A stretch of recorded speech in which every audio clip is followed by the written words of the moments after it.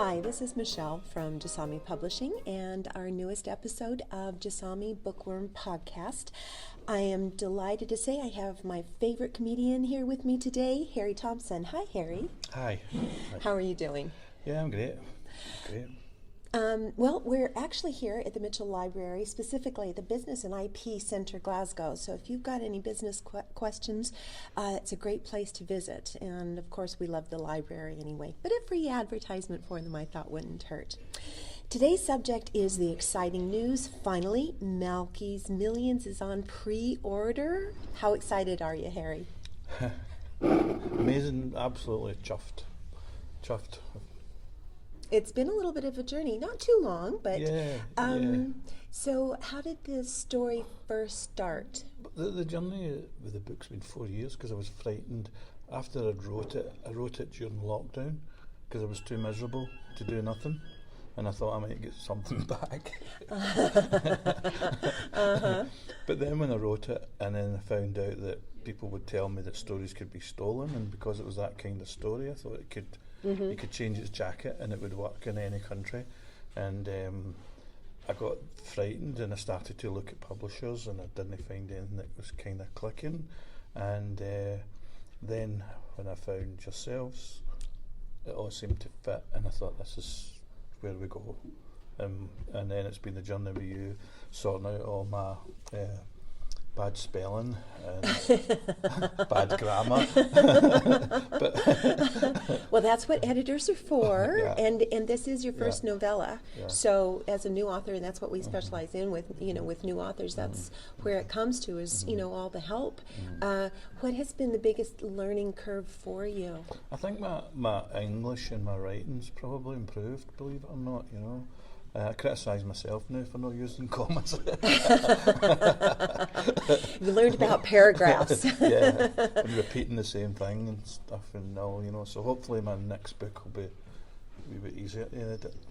Absolutely. Well, I've been working with one author in particular, and it's taken him about 4 years to actually get to the place where he actually appreciates the editing process now, and it's not so painful. Yeah, there's no way I would have been here if I tried to take that on myself. Right. It's just no way.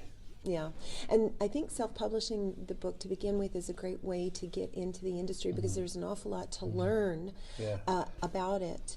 Yeah, it's just been a total eye-opener for me. So segueing into a new area in life. Yeah, well, I'd like to cut back in the work a bit and have a bit more time myself, but never seems to be that easy to do. It's easy to say, but hard to do. Yes. Bills just come up, and bills these days just seem to keep getting bigger, don't they? Yes. And it's a weird situation where you are. They're out there growing exponentially.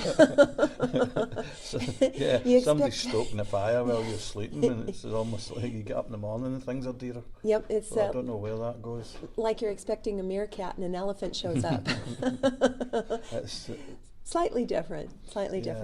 So for those in the audience that haven't heard about the story about Malky's Millions, can you give us a little teaser about it? Yeah, well, this was me. I've saw the lottery as my pension, I think, for the last 40 years. As we bad investment as it's we turned do. out to be. But I always play it.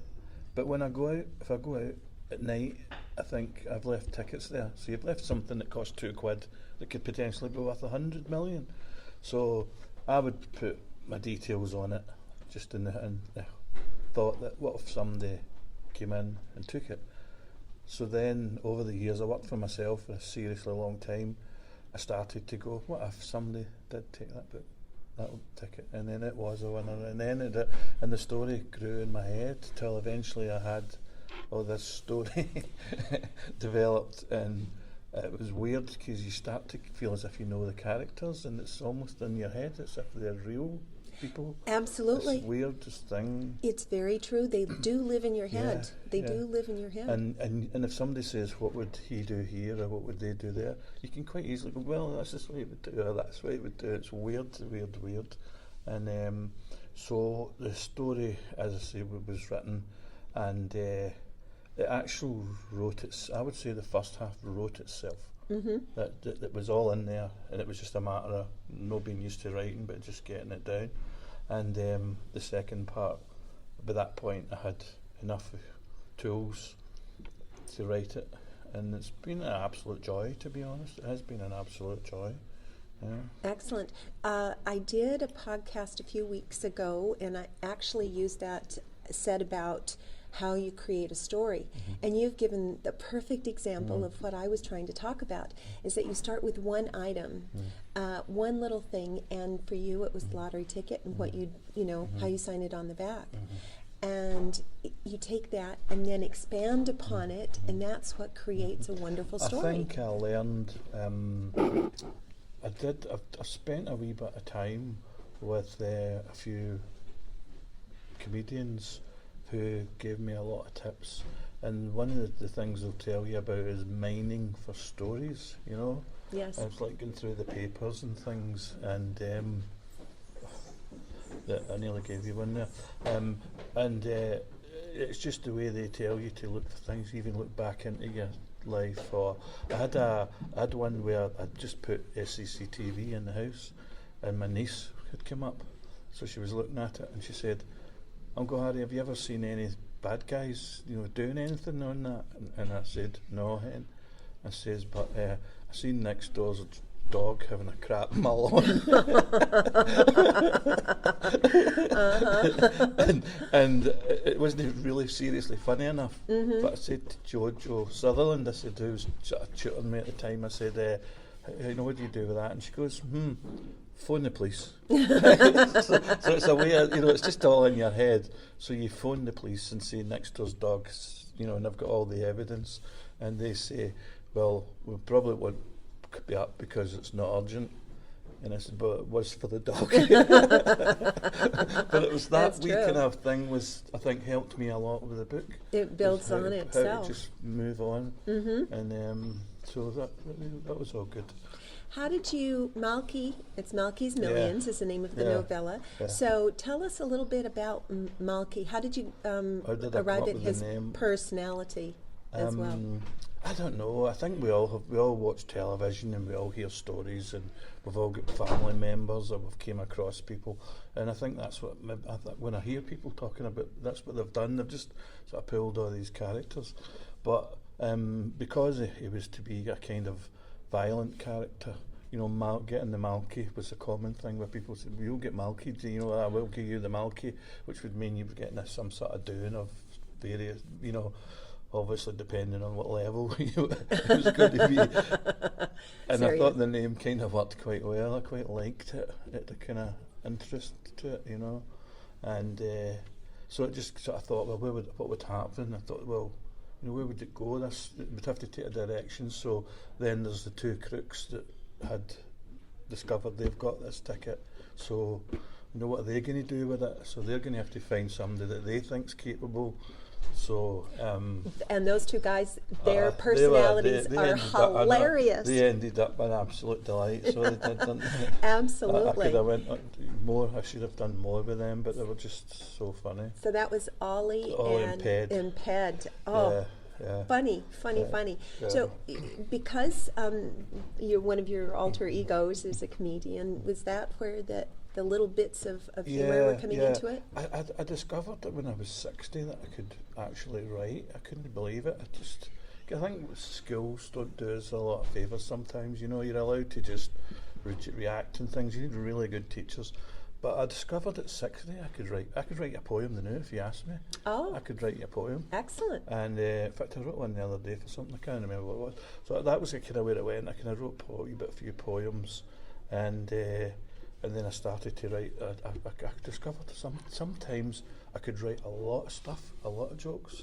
Sometimes it would go off and you would, it goes like you think you've lost it, and it could go for a month or two and you go, oh God, that's away now, it must have been a passing gift, and then it'll come back again, something will trigger. The more comedy you do, the more it seems to trigger, because you'll come back and you'll laugh at something, and you go, that actually could change that, or that would have been funnier, and you listen to other people's material and you go, see if you change that to that. I've never had the nerve to say to somebody, but I've often heard somebody went, see if you just flipped that the other way, how funny would that be? Yeah. But people are their own thing. I don't think they would take too kindly to it, but it's sometimes when that triggers that sort of funny bone in your head kind of thing, you can sometimes come up with stuff. And it's sometimes you come up with stuff and you're doing something and you go, I'll remember that, but then you get home and you don't remember it. Yeah, you forgot it. You need to record stuff right away. You need to do it straight away. Yes. And I'm still struggling with that a wee bit. Still working, so you're doing something and you think, oh, I'll get that another time, but you have to really do it. But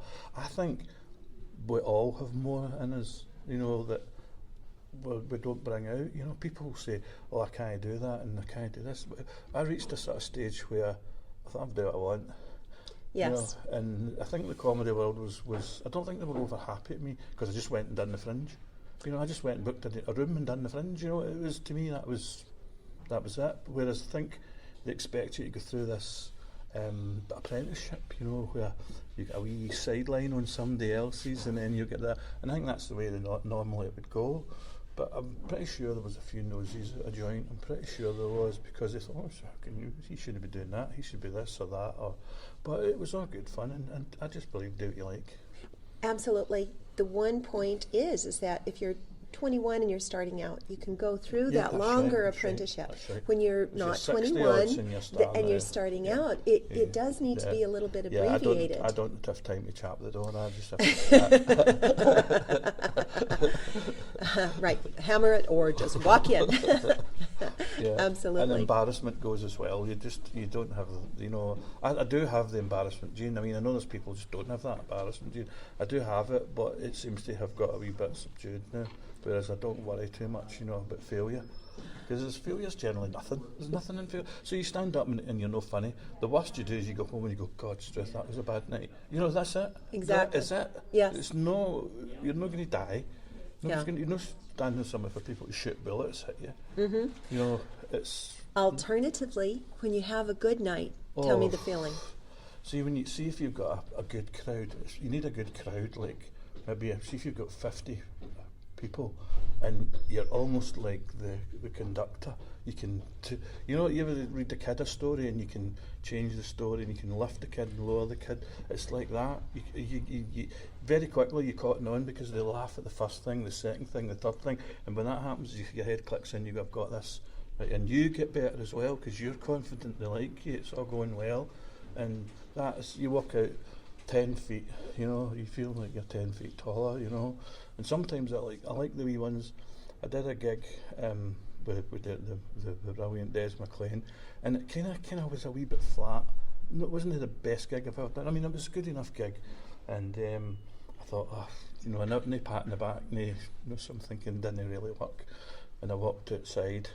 And I'm giving somebody a lift home, so he walks outside, and there's this car passing, and the car stops, and this guy shouts, "Oh, Bobby Bib, oh, you're nuts!" And he gets back out the car and drives away. And I thought, that'll do me. I'll take that. That was really nice, because you find if you do a good gig, folk will pat you in the back and want to speak to you, And by and large, I seem to get that. That's what I kind of don't understand. Why I'm no further on.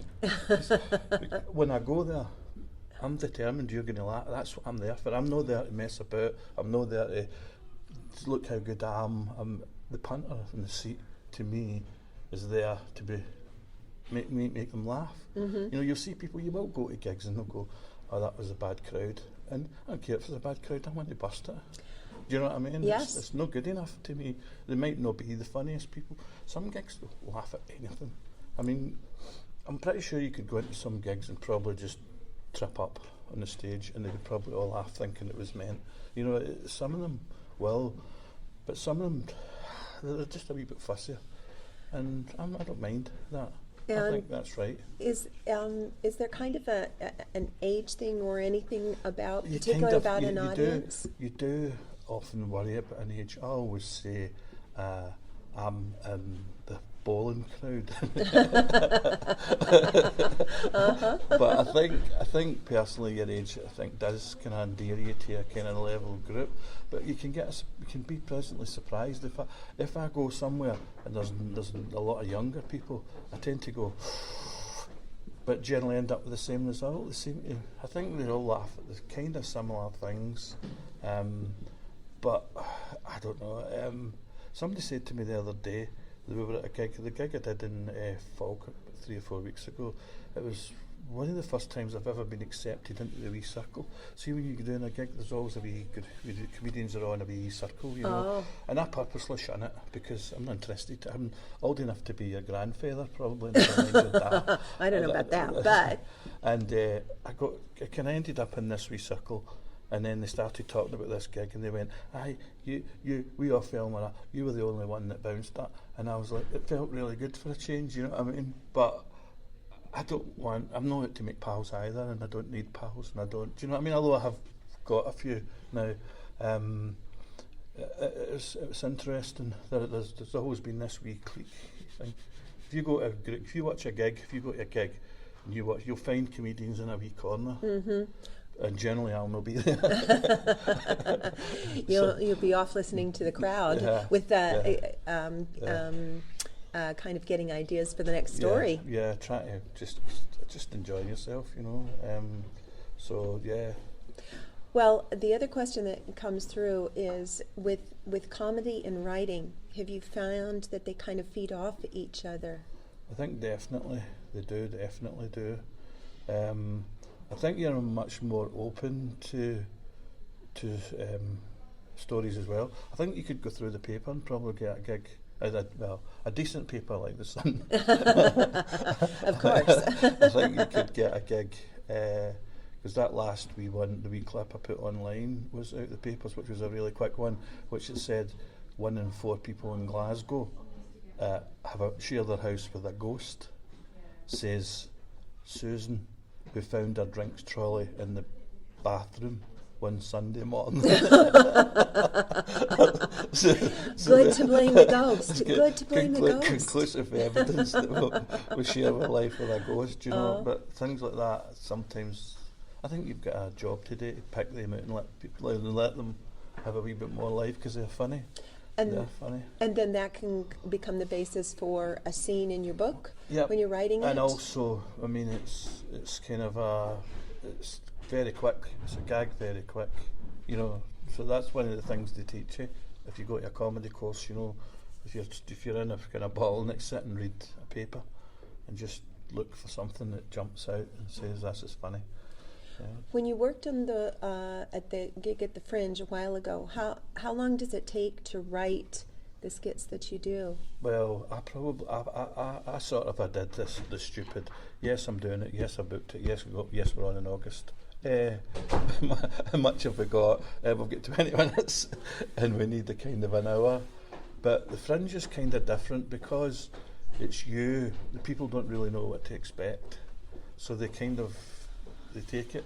But that was when I phoned a bit because I knew I had bit off more than I could chew, and this comedian girl called Jojo Sutherland, she sort of came in and helped me, and we developed it. I actually done it. I couldn't remember all the gags. I think there was 20 gags, so I had them on a piece of paper, and I taped it to the microphone, and I did them one at a time.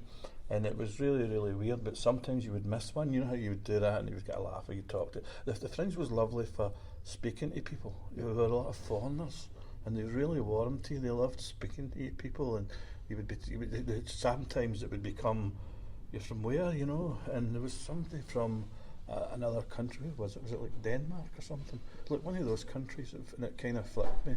And you end up in a conversation with them about different words and Glasgow words, and it was really, really good. But my wife came every single night, so you'd be like halfway through, and then you missed the tartan joke would come out for the back of we had 28 seats, and one night they had to bring in extra chairs. You know, I think I had 30 odds, which they said I can say I done a sellout show at the Fringe, but I've never felt comfortable saying that. But it was one. But she would say that, and then I'd realise I had flipped down one. So the problem with that is once you missed the thing, you could quite easily tumble off. So you could go back to your sheet and just take a wee second. And one of the things I was taught was when it goes a wee bit like that, get a drink. So people can, you'd open the bottle, take a drink, and that's cooling the situation down. It's giving you a minute to go, wait a minute here, right, let's go back to this list, where was I, right? And then the Fringe worked seriously well, and just like an ordinary gig, it was a bit similar, like I was saying, you probably live for that pat in the back, but the Fringe, people would wait outside, and when you came out, they would go, I really enjoyed that. And there was 2 Australian girls, one of which I'm still in contact with. That was I think it was mother and daughter, and they still occasionally send me a wee message and things. Oh, lovely. But they came back. They were at the show. In fact, they came to the show, and it was a night there was nobody else. There was only they 2. So the promoter said, "You've got 2 choices here. You just tell them you're not doing it and you're going home, or you ask them." So I said to them, "I'll do the show for yous, or you can give your money back, whatever." "No, do the show." So it becomes a really intimate thing where you're playing to 2 people, and it was really, I thoroughly enjoyed it. It was one of the best nights I had. And about 3 days later I came out and they were standing outside, and they said they had been and seen another 4 or 5 comedies shows, and mine was the funniest, which was, that was my first year there, and they came back to tell they you came that. back to tell me that. That's wonderful. And they still send me the odd message, like, you can keep in touch with people now, can't you, with all this Facebook and stuff, Yeah. So that was really, really nice. These are the wee things that keep you going, because you can get a kick in the backside, and then you can get a wee lift, and sometimes they'll come together, the kick in the backside, then the lift, and you've got to have a head for it, I think you need a kind of strong head. If you've got a very weak head, I don't think you would cope. There's a lot of rejection, a lot of things, because everybody's different. You could put on your best show and somebody could say, "I didn't like that." Well, fair enough, you have to just dust yourself down and go, well, we'll carry on. Do you practice your material on unwary people that you meet? Sometimes you do. You can't help yourself. And what has been the reaction when you've done that? I've generally always had good reactions. This is what I feel I've always had kind of good reactions. That's why I do it, because I'm at an age where I've had a life, and I've got a lot of things to be going on with. Do I really need to be doing this? But it's that reaction that keeps you going. Mm-hmm. So you keep going. Maybe I could get a wee bit higher up the ladder, because you feel as if you're on the bottom rung. Funny enough, I met a guy who started running about me, and I thought he was a bit further on than me, but we did a wee gig together, and he was saying, "Oh, I feel as if I'm still stuck in the bottom rung, and I feel as if people are holding me back." And I think you get into that, and he went, "But they're not really," and you have to understand. And I think there is an element of that where there's like a headliner thing, where every gig kind of has a headliner who gets paid, and they're a sort of band here, and that's every comedian's aspiring to get into that band. But it's also a kind of grey area how you get there. The one way you can is by doing the Comedian of the Year. Oh. If you won that, you're automatically, it looks to me, you're a headliner.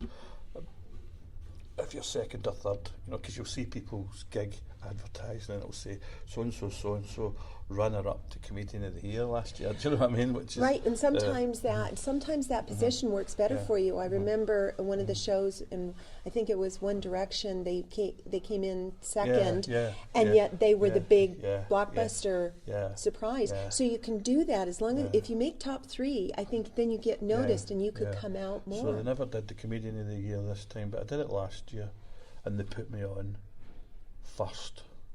Oh. So how do you feel about that? When I came off, the guy thanked me for taking one for the team, and I never turned up here to take one for anybody. I was raging. I was raging, but I managed to hold my rage in. But somebody's got to go first, and it was my first go, so I wouldn't go on. Next time I wouldn't go on first, and the people that were good, it was seeded. Because there was a couple of guys. One guy was Australian. I think he'd been doing comedy for 7 years, and he'd come over to see if he could crack Britain. Well, with the best will in the world, that's a kind of professional, so you have to realise that. But he was on like 8th or 9th, do you know what I mean? So that he'd hit it, and he was good. Don't take anything away from him. The guy was really, I love good people, and he was really good, and I can't even remember who won, because it was a heat. He would have went forward into the final or something. And but you come up against people sometimes and you go, God's truth, he's good. And that's what, and you know, when you get enjoyment out of it, that's really key. What are your next couple of gigs? Well, I've got a gig tonight in a pub in Clydebank, which will probably be kind of tend to be just low-key things, you know, they tend not to be busting. You need to get gigs, bigger gigs, you need to have somebody that really knows what they're doing and have spent years building them up, and they're doing a gig in East Kilbride and one in Bowness and one in Oban and they have a following of people.